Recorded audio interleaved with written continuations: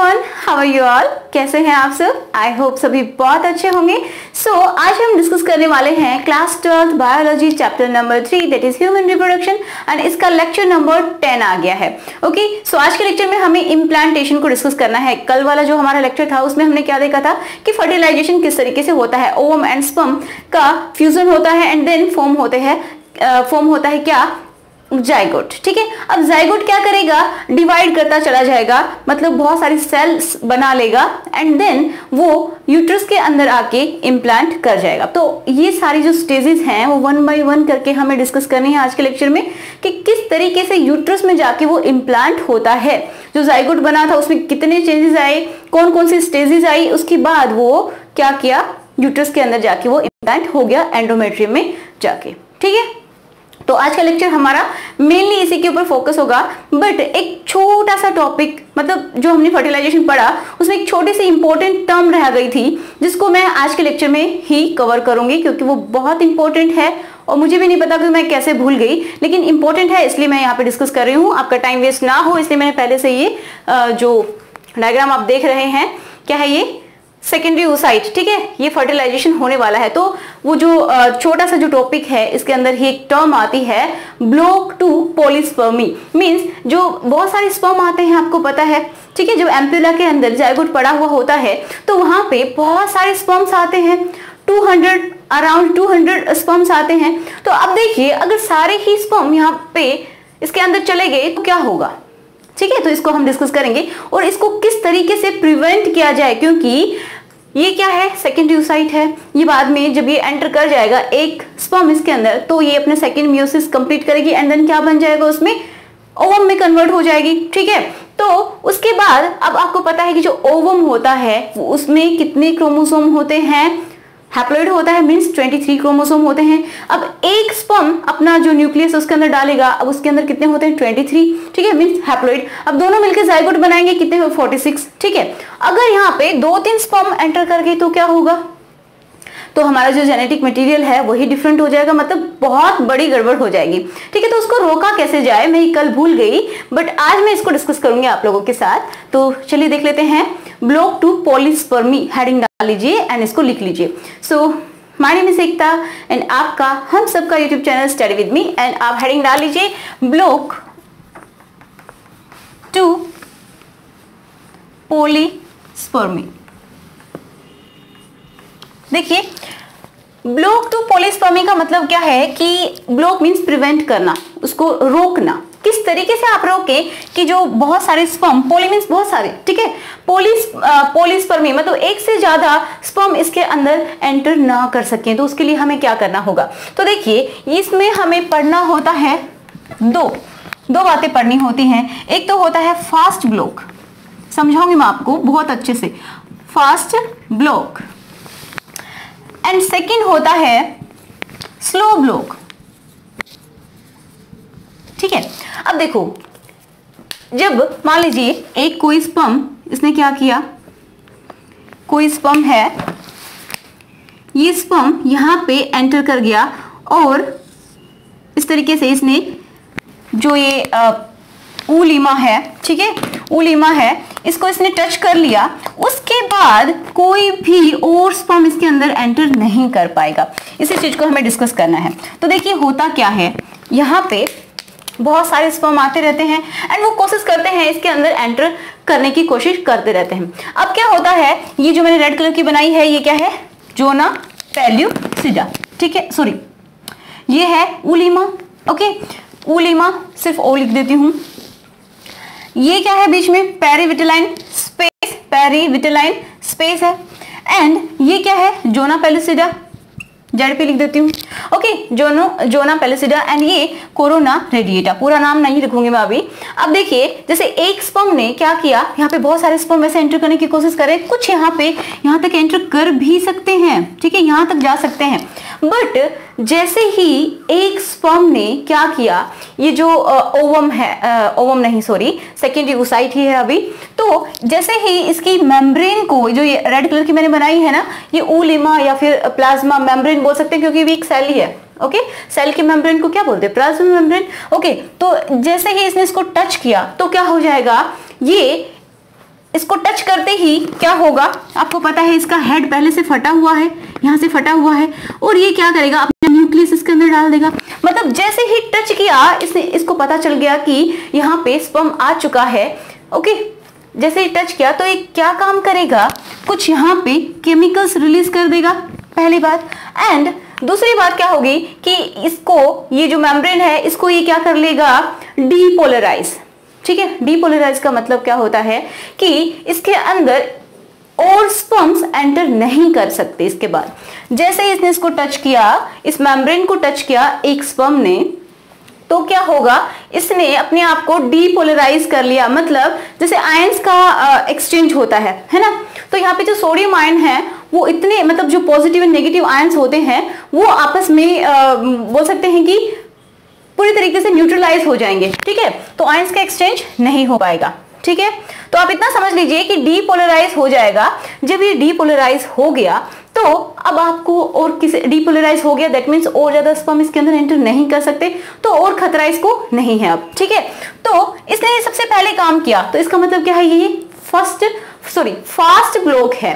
Fast block में क्या हुआ, डीपोलराइजेशन ऑफ ओलेमा। ठीक है, ओलेमा या फिर प्लाज्मा मेम्ब्रेन। ठीक है, लिख लेना पूरा। डिपोलराइजेशन का मतलब समझ गए कि मतलब एक स्पर्म ने जैसे टच किया, अब ये पूरी डिपोलराइज हो गई कि और स्पर्म इसके अंदर एंटर नहीं कर सकते। इसको हम फास्ट ब्लॉक क्यों बोलते हैं, तो चलिए मैं आपको एक छोटा सा एग्जांपल देती हूँ नॉर्मल अपनी डेली लाइफ से रिलेटेड, ताकि आप समझ पाए। अब देखो, आपके पास मान लीजिए खाना रखा है, ठीक है, खाना रखा है और बहुत सारे जो चूहे हैं वो आ जाते हैं आपके रूम में, बहुत सारे चूहे घुस गए, तो आपको क्या करना है, आपको सेव करना है, मतलब बचाना है किससे, चूहे, जितने भी चूहे हैं उससे अपनी खाने को बचाना है। तो आप क्या करेंगे, सबसे पहले क्या करेंगे, क्या उन जो भी चूहे हैं वहां पे उनको भगाएंगे क्या? ठीक है, ऐसा नहीं करेंगे क्योंकि बहुत सारे हैं। आप किन किन को भगाएंगे, तब तक तो एक दो आके उसको खा जाएंगे। ठीक है, उसको टच कर ही लेंगे।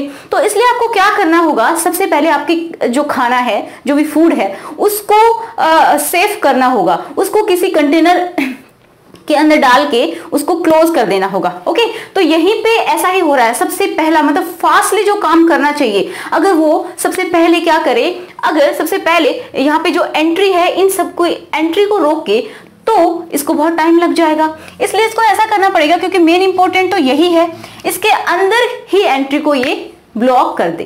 ठीक है, तो इसको इसलिए बोलते हैं फास्ट ब्लॉक। अब ये इसकी एंट्री, सिर्फ एक की एंट्री होगी, उसके बाद एंट्री हो ही नहीं सकती, तो इसको कोई खतरा भी नहीं है। ठीक है, अब देखो जो क्या होता है, जैसे ही ये इसको टच किया, डिपोलराइज हुई, उसके बाद ये जो मेम्ब्रेन है, ये जो सेकेंड यूसाइट है, कुछ केमिकल्स यहाँ पे, जो ये पेरीविटालाइन स्पेस है, ठीक है, पेरीविटालाइन स्पेस, यहाँ पे बहुत सारे केमिकल्स रिलीज करेगा। और वो जो केमिकल्स होते हैं वो बहुत इंपॉर्टेंट होते हैं। क्यों?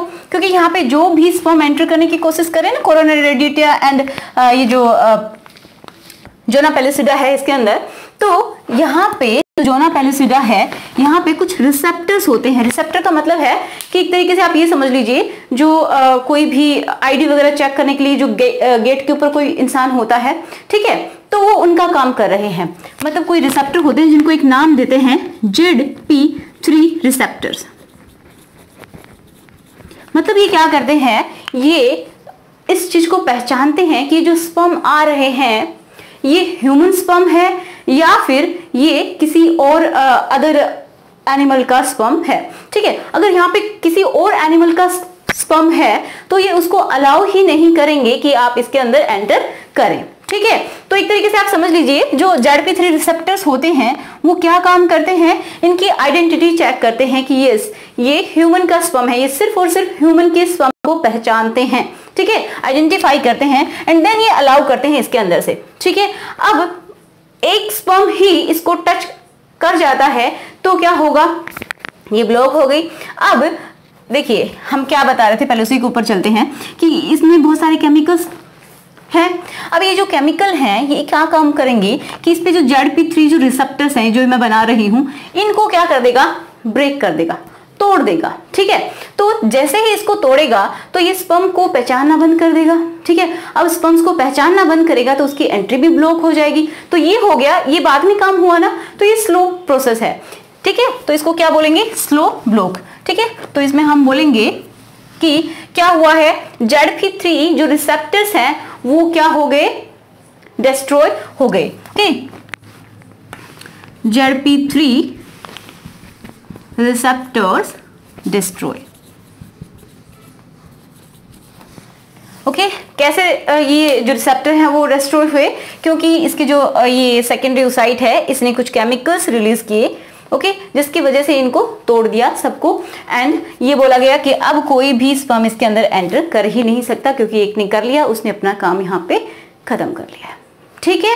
तो समझ पाए इस चीज को, ये बहुत इंपॉर्टेंट है, क्योंकि देखो इसके पास कितने क्रोमोसोम है, 23। एंड यहाँ पे जो जब ये मियोसिस कंप्लीट हो जाएगी उसके पास ये जो ओवम बनेगा उसमें कितने होते हैं, 23। तो टोटल हम हर ह्यूमन बीइंग के अंदर, हर एक सेल के अंदर 46 क्रोमोसोम होते हैं। तो जो हमारा जाइगोट बनेगा उसके अंदर 46 क्रोमोसोम मिलेंगे, ठीक है। तो अगर बहुत सारे स्पर्म घुस गए इसके अंदर, एंटर कर गए, तो जो हमारा जेनेटिक मटेरियल है वो बहुत ज्यादा हो जाएगा। मतलब सोचिए 46 से कितने नंबर बढ़ जाएंगे, अगर 3 चले गए तो 23 और ऐड कर दो तो ये कुछ और ही बन जाएगा, ओके। तो ऐसा नेचर नहीं होने देती, तो उसके लिए होता है block to polyspermy. I hope आपको समझ में आया होगा, ठीक है। तो अब हम देख लेते हैं कि इम्प्लांटेशन कैसे होता है, इसको मैं यहीं पे फिनिश करती हूँ। सो अब हम देख लेते हैं कि इम्प्लांटेशन कैसे होता है, ठीक है। जाइगोट हमारा बन गया था, ओके, ये एम्पुला के अंदर जाइगोट बन गया। एंड ये जो एम्पुला के अंदर जाइगोट बना है, अब देखो यहाँ मैं थोड़ा सा छोटा स्पेस है तो मैं यहाँ पे बना के आपको बताती हूँ। तो जो जाइगोट होता है हमारा, जैसे ये जाइगोट है, इसके अंदर ये न्यूक्लियस है और इसके बाहर क्या होता है, जोना पेल्यूसिडा, ठीक है। ये जैसे जोना पेल्यूसिडा मैंने बना दिया, जोना पेल्यूसिडा। एंड ये क्या है, जाइगोट, कंप्लीट क्या है, जाइगोट। अब जाइगोट के अंदर कितने क्रोमोसोम होते हैं, मतलब ये डिप्लॉयड होता है, ठीक है। Haploid means 23 chromosome and diploid means कितना होता है क्रोमोसोम, 46 क्रोमोसोम। ये इसका न्यूक्लियस है, ओके। ये 46 क्रोमोसोम इसके अंदर होते हैं, ओके। अब क्या होगा, इसके अंदर डिवीजन शुरू हो जाएगा। डिवीजन भी एक स्पेशल टाइप का डिवीजन होता है। होता क्या है, माइटोसिस होता है। अब माइटोसिस आप सबको पता है, माइटोसिस में क्या होता है, एक तरीके से जो सेल है उसका मल्टीप्लिकेशन हो जाता है, ठीक है। जो इसके क्रोमोसोम नंबर हैं वो हाफ नहीं होते हैं, एक्चुअल में क्या होता है कि उसका मल्टीप्लिकेशन स्टार्ट हो जाता है। ये मैंने इसलिए पहले बना लिया ताकि आपका टाइम वेस्ट ना हो, ओके, क्योंकि ऑलरेडी आप सबको जानते हैं। माइटोसिस में क्या हो गया, मल्टीप्लिकेशन। लेकिन हम यहाँ पे एक वर्ड यूज कर रहे हैं, क्लीवेज, ठीक है। क्या बोलेंगे, क्लीवेज।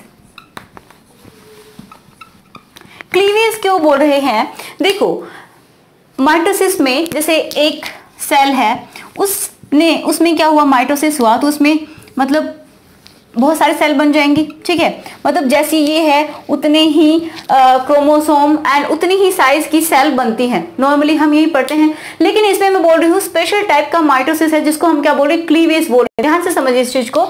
इसमें होगा तो ये कि जो क्रोमोसोम नंबर है वो चेंज नहीं होगा। तो क्या होगा, माइटोसिस में ये जो हमारा जैसे ये जाइगोट है, ये एक पूरी तरीके से एक सेल ही है, ठीक है। इसे कंप्लीट ह्यूमन बीइंग को बनना है, एम्ब्रियो को बनना है, देन वो बेबी बनेगा सिर्फ इस सेल से, ओके। तो इसमें क्या होगा कि ये इस तरीके से दो अलग अलग सेल नहीं बनेंगी, ठीक है। ये इसमें क्या हो रहा था, शुरुआत में मैंने बोला कि सेम सेल बनेंगी, बिल्कुल सेम साइज होगा, सेम कंटेंट होगा, इसके अंदर 46 क्रोमोसोम ही होंगे। बट यहाँ पे मैं बोल रही हूँ कि 46 क्रोमोसोम तो रहेंगे, लेकिन इसका जो साइटोप्लाज्म है एक्चुअल में वो ही डिवाइड हो जाएगा एंड जो न्यूक्लियस है वो भी डिवाइड हो जाएगा। तो जो क्रोमोसोम नंबर होंगे वो 46 इसमें होंगे, 46 इसमें होंगे। अब दिक्कत क्या हुई कि इसका जो साइटोप्लाज्म है, ये पूरा इसके अंदर साइटोप्लाज्म भरा होता है, तो ये जो साइटोप्लाज्म है वो उसका साइज कम हो जाएगा, वो कम हो जाएगा, ठीक है। अब देखिए आपके पास ये एक चपाती है मान लीजिए, ठीक है। अब इसके अंदर आपको माइटोसिस करनी है। नॉर्मल माइटोसिस में तो क्या करेंगे, एक चपाती से 2 चपाती बनाई, 3 बनाई, ठीक है, इस तरीके से हो गया। लेकिन मैं बोल रही हूँ क्लीवेज करना है। क्लीवेज का मतलब है इसी के अंदर आपको क्या बनाना है, कंपार्टमेंट्स बनाने हैं, ठीक है। जो कंटेंट होगा इसका न्यूक्लियस के अंदर वो उतना ही रहेगा सबके अंदर। तो इसके अंदर ही जैसे मैंने ये 2 टुकड़े कर दिए, तो इसके अंदर जो क्रोमोसोम है वो सेम है। अब मैंने क्या किया, जैसे इसके 4 टुकड़े हो गए, तो इसके अंदर जो क्रोमोसोम होंगे वो सेम होंगे। बट दिक्कत क्या होती जा रही है कि दिक्कत नहीं है एक्चुअल में, ये क्या हो क्या रहा है कि जो साइटोप्लाज्म है वो कम होता चला जाएगा। मतलब सेल्स का जो साइज है, जो भी सेल बनेंगी, जैसे 4 सेल बन गई तो इनका साइज कम हो रहा है, इसलिए हम क्या बोल रहे हैं, इसको क्लीवेज बोल रहे हैं। समझ पा रहे हैं इस चीज को, ठीक है। तो ये क्लीवेज है, मतलब स्पेशल टाइप की माइटोसिस हो रही है, नॉर्मल माइटोसिस की तरह नहीं है।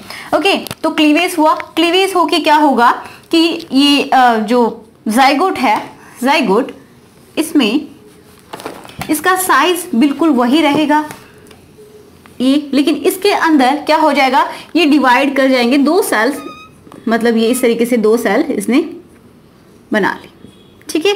एंड ये इनके न्यूक्लियस। तो अब ये क्या बन गया, क्या बन रहा है, embryo. And then again division होगा, मतलब क्लीवेज ही होगा। तो ये क्या करेगा, अब देखिए इसके बाहर ये हमने क्या बनाया, जोना पेलुसिडा। तो जोना पेलुसिडा की लेयर एज इट इज यहाँ पे इसके साथ में रहेगी, ठीक है। जैसे एम्ब्रियो बना है, यहाँ पे हमारा जाइगोट बन गया था। अब जाइगोट क्या करेगा, धीरे धीरे क्या करना शुरू कर देगा, डिवाइड होना शुरू हो जाएगा। ओके, पहले 2 सेल बनी, 2 से इसमें क्या बन गई, जैसे ये है, अगेन इसमें क्लीवेज हुआ एंड ये 4 सेल्स बन गई, ठीक है। इस तरीके से 4 सेल्स बन गई। तो एक तरीके से जो छोटी छोटी जो सेल्स बन रही हैं, है ना, ये शुरू में 1 था, 2 हुआ, फिर ये देखिए सेल्स का साइज कम होता जा रहा है, क्योंकि एक जो हमारी चपाती है, ऐसे समझिए, वो तो एक ही रहेगी, उसके कितने भी पार्ट्स बना लो अब आप। ओके, तो एंड ये जो क्रोमोसोम नंबर है इस न्यूक्लियस के अंदर, सबके न्यूक्लियस में वो अभी भी सेम ही रहेंगे, ठीक है। तो इसके बाहर क्या हो गए, और ये जोना पेलुसिडा। ओके, अब हम इसको क्या बोलेंगे, एम्ब्रियो। जब इसमें डिवीजन स्टार्ट हो गया, मतलब ये मल्टी सेलुलर हो गया, एक तरीके से मल्टीपल सेल्स इसने बना ली, ये छोटे छोटे सेल्स बना ली, तो इसको हम क्या बोलेंगे, एम्ब्रियो बोलना अब स्टार्ट कर देंगे। अब देखिए ये जो छोटी छोटी जो सेल्स हैं, ठीक है, इनको हम क्या नाम दें, ये जितनी भी सेल बनाई हैं, यहाँ पे 2 सेल्स हैं, यहाँ पे 4 सेल्स हैं। ओके, तो ये जो सेल्स हैं इनको पर्टिकुलरली हम नाम देते हैं ब्लास्टोमियर्स,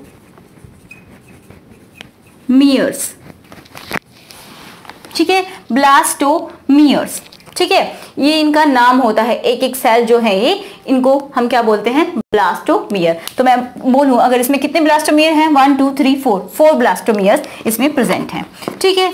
अब ये अगेन मल्टीप्लाई करेगी और बहुत सारे सेल्स बनाएंगे, जैसे कि इसने बना लिए, आपको शो हो रहा है, जैसे इसने यहाँ पे, और इसने डिवाइड किया एंड बहुत सारी सेल्स बना ली, 1 2 3 4 5 6 7 8, ठीक है, 9। तो देखिए इसने बहुत सारी सेल बनाई, 2 बनाई, 4 बनाई, उसके बाद 8 बना ली। तो जो 8 to 16 सेल्स जब ये बना लेता है, जैसे इसने यहाँ पे 8 सेल्स या फिर इससे ज्यादा सेल्स, 8 to 16 सेल्स जब ये बना लेता है, तो इसको हम एक, ये जो स्टेज है इसको नाम देते हैं क्या, मोरूला। मोरूला, ये क्या है, मोरूला इसने बना लिया। ओके, ये क्या है, मोरूला। और इसके अंदर ये क्या है, ये क्या प्रेजेंट है, ब्लास्टोमियर्स हैं, ब्लास्टोमियर्स, ठीक है। इतना समझ में आ रहा है, ये आपको बहुत जरूरी है, ये जो नाम दिए हुए हैं ना, ब्लास्टोमियर क्या है, मोरूला क्या है। तो मोरूला एक स्टेज है, ठीक है, ये स्टेज है, कौन सी स्टेज है, 8 to 16 सेल्स की जब स्टेज होती है तो स्पेसिफिक नाम दे देते हैं क्या, मोरूला। ओके, अब ये जो मोरूला होता है ये अगेन क्या करेगा, ये और ज्यादा डिवाइड करेगा, ठीक है, और मतलब बहुत सारी, ये बिल्कुल सेम रहेगा, मेरे से थोड़ा छोटा कभी बड़ा बन रहा है, बट ये जो कंटेंट है, मैं क्या बोल रही हूँ, इसको पूरा एक चपाती वो सेम है। ओके, इसमें इसी के अंदर छोटी छोटी और ज्यादा सेल्स बनती चली जाएंगी। तो अब ये सेल्स, जैसे बहुत सारी सेल्स इसने बना दी और आगे जाके डिवीजन हुआ एंड इसने मान लीजिए बना ली 100 ऑफ सेल्स बना ली, ठीक है, 32, मोर देन 32, 100 ऑफ सेल्स। तो इसको हम बोलेंगे, देखिए इसको एक स्पेसिफिक कोई नाम नहीं दिया, जैसे मान लीजिए आगे इसने और डिवाइड किया और इसने बना ली अराउंड 32 to 100 सेल्स, ठीक है, बहुत सारी इसने सेल्स बना ली। ये जोना पेलुसिडा है जो मैं रेड कलर से यहाँ पे बना रही हूँ। इतना क्लियर हुआ। अब क्या होगा, ये जो है आगे एक स्पेसिफिक टाइप की स्टेज आने वाली है। ये जो सेल्स इसने बहुत सारी बना ली हैं। अब देखो, जब बहुत सारे लोग इकट्ठा हो जाते हैं, ओके, तो हम क्या करते हैं, उन सबको एक अलग अलग तरीके का काम दे देते हैं कि आप ये काम कीजिए, आप ये काम कीजिए। तो इसी तरीके से इनको भी हम क्या करेंगे, हम नहीं, एक्चुअली नेचर ने क्या किया कि अलग अलग तरीके की काम के लिए इनको चूज कर लिया। ठीक है, कैसे चूज किया, देखिए ये सिर्फ याद रखने के तरीके हैं जो मैं आपको बता रही हूँ। अब मैं कहाँ बनाऊँ, तो मैं यहीं पे बना लेती हूँ। ठीक है, चलिए यहाँ बना लेती हूँ। ठीक है, यहाँ देख लीजिए। अब यहाँ पे क्या हो जाएगा कि कुछ इनको अरेंज कर देगी नेचर, जो है ऐसे बोलेगी कि आपको अलग अलग तरीके से काम करना है। तो ये जो सेल्स प्रेजेंट हैं यहाँ पे, तो कुछ सेल तो ये इस तरीके से इसको ऐसे चारों तरफ से जैसे एक घेरा बना लिया सबने मिलके। ठीक है, ये बाहर सारी सेल्स इकट्ठा हो गई। अब अंदर कुछ सेल्स को इन्होंने स्पेसिफाइड किया कि कुछ सेल आप यहाँ पे रहो। ठीक है, इनको नाम देंगे, वो नाम आपको याद करना है, बहुत इंपॉर्टेंट है। कुछ सेल क्या करेंगे, कुछ ग्रुप ऑफ सेल्स यहाँ पे आगे एक मास की तरीके से इकट्ठा हो गई। ओके, एंड कुछ सेल क्या हुई, चारों तरफ चलेगी, फैल गई। ओके, एंड ये जो बीच में एक कैविटी बन गई। ठीक है, तो देखिए बहुत इंपॉर्टेंट है। एंड ये बाहर क्या है, जोना पेलुसिडा। अब ये जो स्टेज है इस तरीके की, इसको हम बोलते हैं ब्लास्टोसिस्ट। क्या बोलते हैं, ब्लास्टोसिस्ट। ठीक है, ब्लास्टोसिस्ट, या फिर इसको कभी कभी आपको सुनने को मिलेगा ब्लास्टूला। तो आपको कंफ्यूज नहीं होना, ब्लास्टोसिस्ट या ब्लास्टूला मतलब यही है। इसको ब्लास्टोसिस्ट क्यों बोल रहे हैं, क्योंकि इसमें जो देखिए ये जो आउटर सेल हमने बोला, इनको अलग से काम सौंप दिया गया। तो इनको हम बोलेंगे, इनका नाम भी तो कुछ अलग होना चाहिए, तो इनको बोलेंगे ट्रोफोब्लास्ट।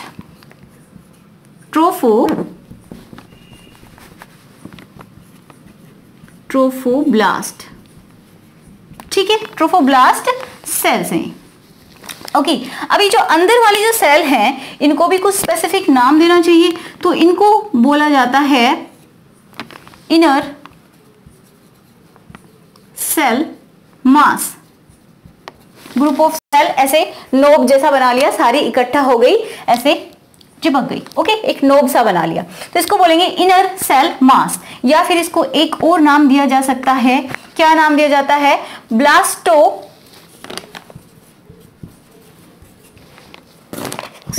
एम्ब्रियोब्लास्ट।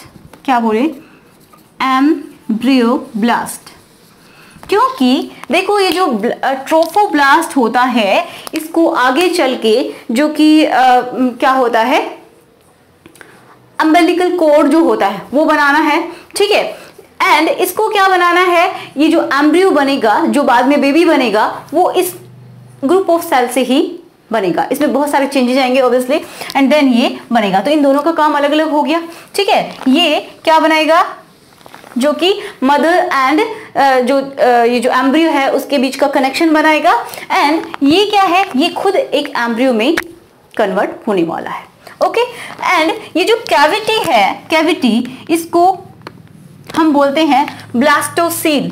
ठीक है, मैं इस तरीके से लिख देती हूँ, ब्लास्टोसील। ठीक है, ये इस कैविटी को हम बोलते हैं। समझ में आया, ये स्टेज है, इसको हम ब्लास्टोसिस्ट बोल रहे हैं। कभी कभी आपको ब्लास्टूला भी कहीं लिखा हुआ मिल सकता है, एक ही मतलब है। इनर सेल्स होती है, इनको इनर सेल मास बोल सकते हैं। एंड जो चारों तरफ हैं, ठीक है, इनको बोलते हैं ट्रोफोब्लास्ट सेल्स। ओके, एंड ये जो कैविटी बन गई बीच में, एक कैविटी बना दी, तो इसको बोलते हैं ब्लास्टोसील। ठीक है, जो कैविटी होती है उसको बोलते हैं ब्लास्टोसील। समझ में आ रहा है? ओके, तो एक्चुअल में इतना कुछ हो जाता है। अब हम समझते हैं इस डायग्राम में कि कहां कहां ये क्या क्या हो रहा है। ओके, तो देखो यहाँ पे हमारा बन गया था क्या, जाइगोट बन गया था। एक्चुअली ये जो जंक्शन है यहां तक ये बन चुका है जाइगोट। अब जाइगोट को क्या बनना है, एम्ब्रियो बनना है, मतलब 2 सेल स्टेज बनेगी। ठीक है, 2 cell stage, and then 2 cell stage बनी, उसके बाद 4 सेल स्टेज बन जाएगी, and then 8 to 16 cell stage. ठीक है, यहाँ पे हम बहुत अच्छे से क्लियरली बना नहीं सकते, लेकिन आप समझ सकते हैं। ओके, ये देखो, मतलब ये 2 सेल स्टेज बन गई, ये 4 सेल, मतलब एम्ब्रियो बन गया, एम्ब्रियो। ओके, ये यहाँ पे क्या बन गया, 8 to 16 सेल्स, 8 to 16 सेल्स, जिसको हम क्या बोलते हैं, मोरूला। याद कर लीजिए फटाफट, मोरूला, 8 to 16 सेल स्टेज को मोरूला। अब देखिए, जब तक ये, और मैं क्या कर रही हूँ, इस तरफ ये जो एम्ब्रियो बना है ये इधर बढ़ता, मतलब इस तरफ ये मूव करता चला जा रहा है। अब मूव कैसे करेगा, देखो इसके अंदर मैंने क्या बनाए हैं, रेड रेड कलर के, ये होते हैं सीलिया। ठीक है, अब ये सीलिया हेल्प करते हैं, ये खुद एक मोटाइल सेल नहीं है। जो ओवम होता है या फिर हम बोलेंगे जो जाइगोट है वो क्या है, खुद में मोटाइल तो नहीं है, तो ये यहाँ पे जा कैसे रहा है, ये सीलिया की हेल्प से ही इस तरफ ये मूव करता चला जा रहा है। ठीक है, ये मूव कर रहा है इस तरफ, किस तरफ, यूट्रस की तरफ। ये यूट्रस है तो इसको फाइनली यूट्रस के अंदर ही आ रहे हैं। ओके, तो इस तरीके से ये एंटर कर जाता है यूट्रस में, एंड जब तक ये एंटर करता है यूट्रस के अंदर, तो इसके अंदर बहुत सारी सेल्स आ जाती हैं। जो ये वाली स्टेज जो हमने बनाई है ना, 2 सेल, 4 सेल, एंड ये 8 to 16 सेल मोरूला बन गया, तो मोरूला इसके अंदर ही बन जाता है। ये क्या है, फैलोपियन ट्यूब के अंदर ही। अब ये यूट्रस में एंटर करता है तो इसके अंदर 100 ऑफ सेल्स मिलते हैं। ठीक है, 100 ऑफ सेल्स इसने यहाँ पे बना लिए। ठीक है, 100 ऑफ सेल्स बना लिए। ओके, यहाँ तक पहुंच गए हम। अब क्या होगा कि ये जो है ये किस में कन्वर्ट होना है, ब्लास्टोसिस्ट में। ये किस में कन्वर्ट होना है, ब्लास्टोसिस्ट में। तो ये कन्वर्ट हो गया ब्लास्टोसिस्ट, इसने बना लिया, मतलब इस तरीके से सेल्स जो है अरेंज हो गई, उनको अपना अपना काम दे दिया, एंड बीच में एक कुछ ग्रुप ऑफ सेल्स आ गई जिसको हमने बोला इनर सेल मास। इस तरीके से एक नोब बन गया, नोब, इनर सेल मास या फिर एम्ब्रियो ब्लास्ट। ओके, ये अभी भी इसके ऊपर क्या है, ये जोना पेलिसिडा है। ठीक है, इतना अब तक आपको समझ में आया होगा। तो अराउंड 4th डे को ये एंटर कर जाता है किसके, यूट्रस में। जब फर्टिलाइजेशन हो जाता है तो फर्टिलाइजेशन के बाद अराउंड 4th डे को ये यहाँ पे एंटर कर जाता है यूट्रस में। तो ये डेज आपको याद रखना उतने इंपॉर्टेंट नहीं है, बट फिर भी मैं नॉलेज के लिए आपको बता रही हूँ। अब क्या होगा, अब तक इसके ऊपर ब्लास्ट, ये जो जोना पेलिसिडा है ये है, लेकिन बाद में क्या होगा कि अब देखो एक और इम्पॉर्टेंट चीज है यहाँ पे, ये जो कैविटी बनी है ये कहाँ बनी है, यहाँ पे इस यूट्रस के अंदर आने के बाद ही बनी है ना। तो क्या होगा, अब जो हमारा जो यूट्रस होता है, यूट्रस में ये एंडोमेट्रियम जो मैंने रेड कलर से बनाई है। अब एंडोमेट्रियम में आप याद कीजिए, जो हमने मेंस्ट्रुअल साइकिल पढ़ा था तो उसमें हमने एक फेज पढ़ी थी, ल्यूटियल फेज, एंड अगर हम जो यूट्रस है उसके रिस्पेक्ट में बात करते हैं तो उसको बोलते हैं सिक्रेटरी फेज। ठीक है, याद आया कुछ? ओके, तो सिक्रेटरी फेज में क्या होता है, मैंने बोला कि ये फूड बनाता रहता है अपना, मतलब किसका, अपना नहीं, जो एम्ब्रियो जो आया है उसके लिए फूड बनाता है, मतलब उसके लिए न्यूट्रिएंट्स रखता है। क्योंकि देखो यहाँ पे इसके पास काफी साइटोप्लाज्म था जब ये जाइगोट बना, उसके बाद इसमें डिवीजन हुआ तो साइटोप्लाज्म क्या हो गया, एक तरीके से बट गया सब में। अब इसको और ज्यादा न्यूट्रिएंट चाहिए। अभी तक क्या है, जो एम्ब्रियो हमारा बन चुका है उसके बीच और मदर के बीच कोई कनेक्शन नहीं है कि वो उससे कुछ ले सके, उसका अपना कैसे काम चलेगा, कैसे जिंदा रहेगा। तो क्या होगा, जब ये कैविटी यहाँ पे बन गई तो कुछ ग्लैंड्स प्रेजेंट होती हैं यहाँ पे। ठीक है, सिक्रेटरी फेज में जो एंडोमेट्रियम है वो क्या सिक्रेट करती है, हमने बताया था, आपको याद होना चाहिए। क्या सिक्रेट करती है ये सिक्रेट करती है ग्लाइकोजन। ठीक है, ये कुछ ग्लैंड्स हैं जो कि क्या बना रही हैं, ग्लाइकोजन। अब ये जो ग्लाइकोजन है, ये जो ब्लास्टोसिस्ट जो कैविटी है ये वाली, इसके अंदर डिफ्यूज करके इसके अंदर चला गया, ठीक है, ये ग्लाइकोजन इसके अंदर चला गया। अब ये जो इनर सेल मास है ये आराम से अपना काम चला सकता है, अपने न्यूट्रिएंट्स को ले सकता है। ओके, समझ पा रहे इस चीज को? ओके, अब क्या होगा, ये बन गया। अब धीरे धीरे ये जो बाहर की जो लेयर है जो इसके अभी भी प्रोटेक्शन करती हुई आ रही है ज़ोना पेलिसिडा, तो ये धीरे धीरे डिसोल्व होना शुरू हो जाएगी, ठीक है, ये धीरे धीरे समाप्त होना शुरू हो जाएगी। और ये 5th डे मान लीजिए हो गया इतना कुछ, एंड 7th डे तक क्या होगा, ये तो कंप्लीटली डिसोल्व हो जाएगी। एंड क्या होगा, देखिए ये डिसोल्व कैसे हुई, ठीक है, डिसोल्व कैसे हुई, तो इसकी जो ट्रोफोब्लास्ट ये जो लेयर है ना, ये कुछ टाइप की हम बोल सकते हैं कुछ केमिकल सीक्रेट करती है, कुछ एंजाइम्स मान लीजिए, तो वो क्या करेगी, इसको डिसोल्व कर देगी। ओके, वो इसको डिसोल्व कर देगी, जो ज़ोना पेलिसिडा है उसको डिसोल्व कर देगी। ट्रोफोब्लास्ट कुछ केमिकल्स रिलीज करती है। ओके, अब ये बिल्कुल रेडी है किसके लिए, इम्प्लांटेशन के लिए। किसके लिए रेडी है, इम्प्लांटेशन के लिए। तो क्या होगा, यहाँ पे ये जो है ये कुछ हम बोल सकते हैं कि इसके अंदर कुछ छेद करने की कोशिश करेगा, ठीक है, कुछ केमिकल्स बनेंगे जो कि इसके अंदर छेद करने की कोशिश करेंगे, किसके अंदर, एंडोमेट्रियम के अंदर। तो इसने क्या किया, कोई ये छेद बना दिया एंड ये इसके अंदर धंस गया, ठीक है, इसके अंदर धंस गया। तो मैं ये यहाँ पे बना लेती हूँ, ये जो एम्ब्रियो है हमारा, ये ट्रोफोब्लास्ट था इस तरीके से।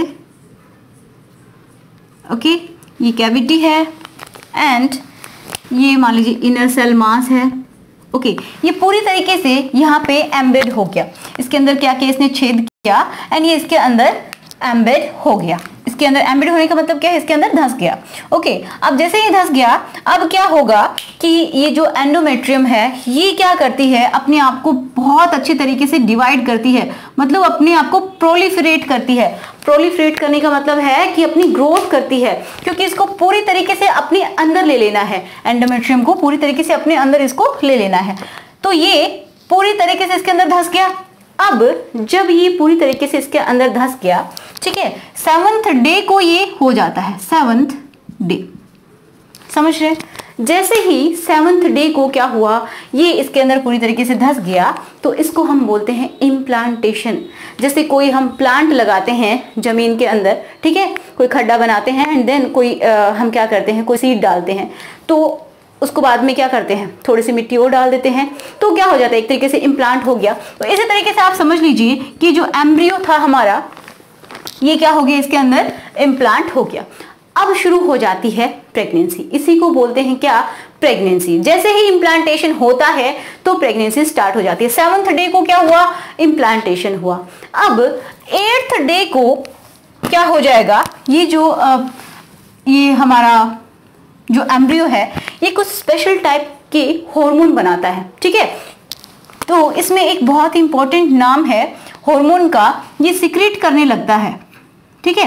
क्या सीक्रेट करेगा, हार्मोन सीक्रेट करेगा, कौन सा, HCG। HCG जो हार्मोन है उसको सीक्रेट करेगा। तो ये जो HCG है, जब कोई भी जो प्रेग्नेंट लेडी है, तो आई मीन जो चेक करने वाली है कि वो प्रेग्नेंट हुई है या फिर नहीं हुई है, तो क्या चेक करती है, जैसे यूरिन होती है, बहुत सारी आजकल ये स्ट्रिप्स चली हुई हैं, ठीक है, प्रेग्नेंसी होती है जैसे, एंड और भी होती हैं। ओके, तो उसमें जो HCG का लेवल होता है वही चेक किया जाता है।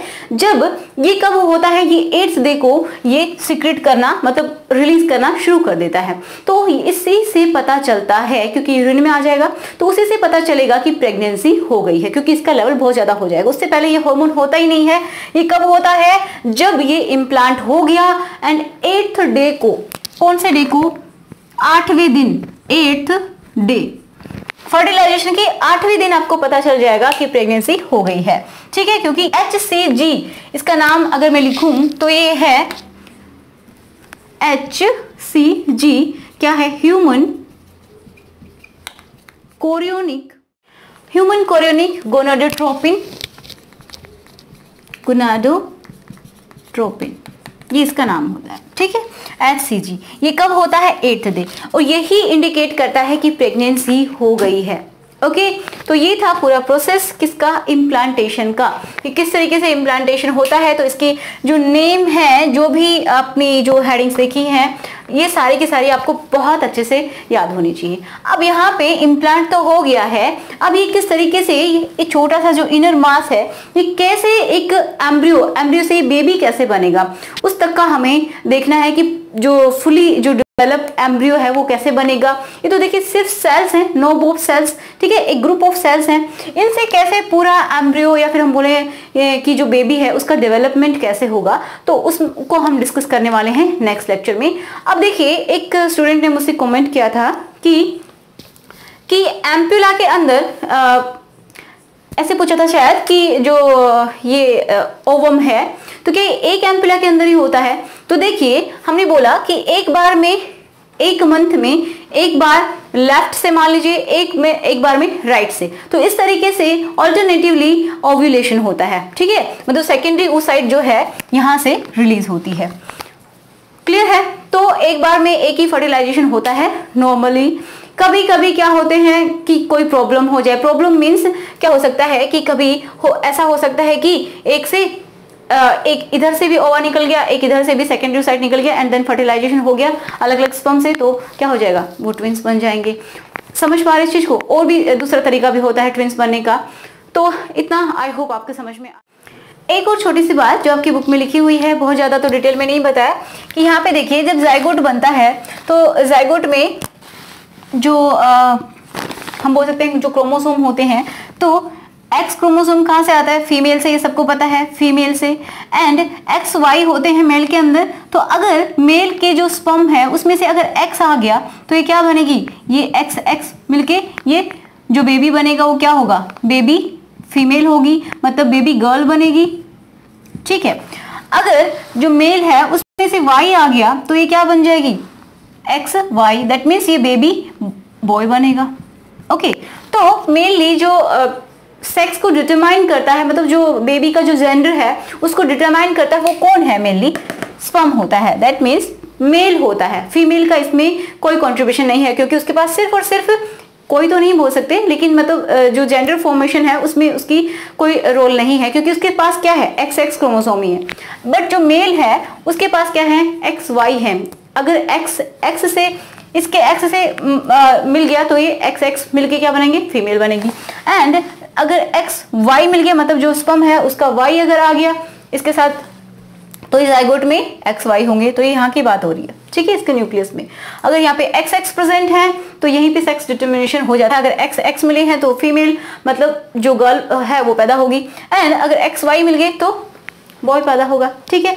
तो यही सब आज के लेक्चर में हमें डिस्कस करना था। ये बहुत ज्यादा डिटेल में हमें यहाँ नहीं पढ़ना है, आगे के लेक्चर्स होंगे उनमें हम देखेंगे, मतलब नेक्स्ट चैप्टर्स में हम देखेंगे, ठीक है। सो आई होप आपकी हेल्प हुई हो आज की वीडियो से। अगर आपके लिए हेल्पफुल है तो आप मुझे कमेंट करके बता सकते हैं, कोई डाउट है तो भी मुझसे आप पूछ सकते हैं। तो मिलते हैं नेक्स्ट लेक्चर में। So thanks for watching.